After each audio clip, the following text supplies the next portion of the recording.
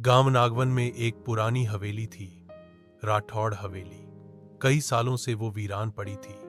लोग कहते थे वहां रात में लाल जोड़े में एक दुल्हन दिखती है। चेहरा नहीं, सिर्फ खून से सनी आंखें और चूड़ियों की डरावनी खनक। राठौड़ परिवार के इकलौते वारिस अर्जुन की शादी शहर की लड़की सिया से हुई थी। अर्जुन की दादी बुजुर्ग दयावंती ने जिद करके शादी के बाद उन्हें उसी पुरानी हवेली में रहने भेज दिया। ये हवेली हमारी विरासत है, इसे जिंदा करना तुम्हारा काम है, दादी ने कहा। सिया ने जैसे ही हवेली में कदम रखा, उसे अजीब सा एहसास हुआ। हवेली की दीवारें जैसे कोई पुराना राज छुपाए बैठी थीं। रात को कमरे में हवा नहीं थी, फिर भी घूंघट की तरह कुछ उसके चेहरे से बार बार सरक रहा था। शादी के तीसरे दिन रात को सिया को अचानक चूड़ियों की आवाज सुनाई दी। सोचकर कि कोई नौकरानी होगी, वो बाहर निकली, पर गलियारे में कोई नहीं था। सिर्फ दीवारों पर खून से लिखे शब्द, मेरा सुहाग मुझसे क्यों छीना। अर्जुन ने जब ये सुना तो उसका चेहरा उतर गया। उसने बताया कि सालों पहले इसी हवेली में एक और शादी हुई थी। दुल्हन का नाम था नैना।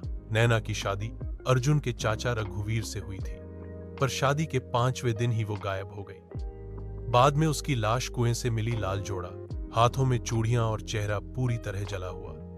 उसकी हत्या कैसे हुई, कोई नहीं जान पाया।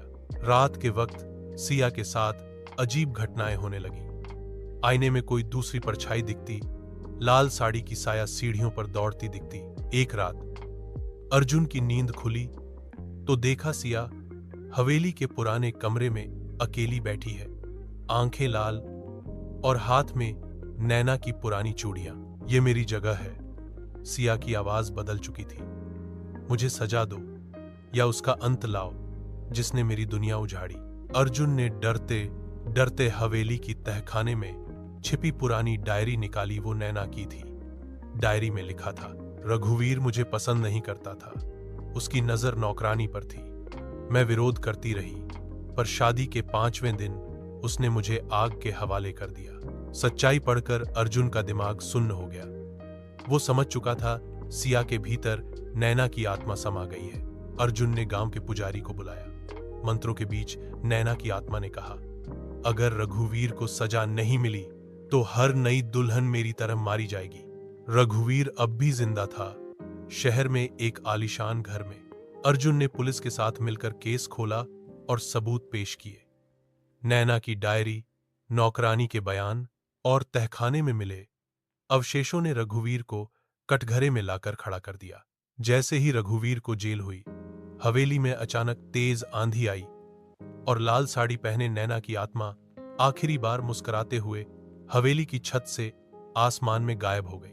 अब हवेली शांत है। सिया ने अर्जुन के साथ मिलकर वहां एक स्कूल खोल दिया है, नैना बाल विद्या मंदिर। लेकिन गांव वाले आज भी कहते हैं, अगर किसी लड़की के साथ जबरदस्ती होगी तो खूनी वधू फिर लौटेगी। तो क्या खूनी वधू को आखिरकार मुक्ति मिली, या फिर अगली सुहागरात पर कोई और उसका शिकार बनेगा?